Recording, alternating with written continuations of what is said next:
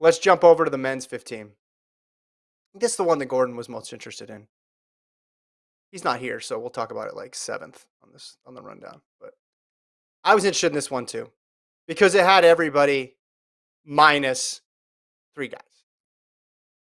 Didn't have Cherry, didn't have Ingebrigtsen, didn't have Tefera, but it did have Kipsang, who's been the guy to beat this year, just beat Chariot. It had Oliver Hoare, it had Katir, it had Josh Kerr. So it had Stuart McSwain, who's struggling this year. Didn't run well in Doha and then faded again today and finished way back in 14th. But Kipsang gets it done again. Not a flashy time, but hey, there were no flashy times out there really today at all. Best performance was in the men's discus. We'll get to that later. But 335.15. He's just racking up the wins at this point. He had the impressive Nairobi win with the crazy conversion to altitude.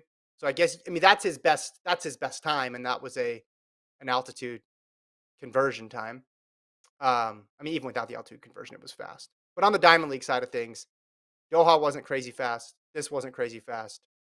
We haven't had a 329 or anything like that, which I didn't anticipate we'd have that early in the year. And he just looked in control. He looked poised. Again, this was a tough group.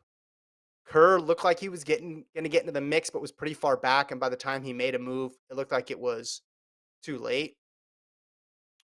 Katir had some great moments last year, and then some races where he wasn't great. 335 solid for him. Hoare's probably happy with his 335. A lot to take away from this race. A lot of positives to take away from everybody in this race. But I think the big storyline here is Kipsang. I moved him up to number 2 in the rankings behind only Jakob Ingebrigtsen. But listen, Ingebrigtsen's beatable. He's beatable. He lost to Chariot in the Diamond League final at the Olympics, and then he lost World Indoors to Tefera. The idea that Ingebrigtsen's just going to completely go unscathed, I think, is not giving the proper respect to the rest of the field and how deep this field is. And you do have several guys who on the right day can beat him. Now, would I say Ingebrigtsen's the favorite? Yeah, absolutely. But he's definitely beatable. This gap is not that big. And someone like Kipsang, who's displayed in his 31500s this year how good he is, could be that guy. Or it could be Tefera again. Or it could be Chariot again. Look at Chariot's all-time record against Ingebrigtsen. And it's not like it's a thing of the past. It's not like Jakob Ingebrigtsen solved Timothy Chariot. He beat him at Pre after the Olympics, and then what happened at the Diamond League final? Chariot got him right back.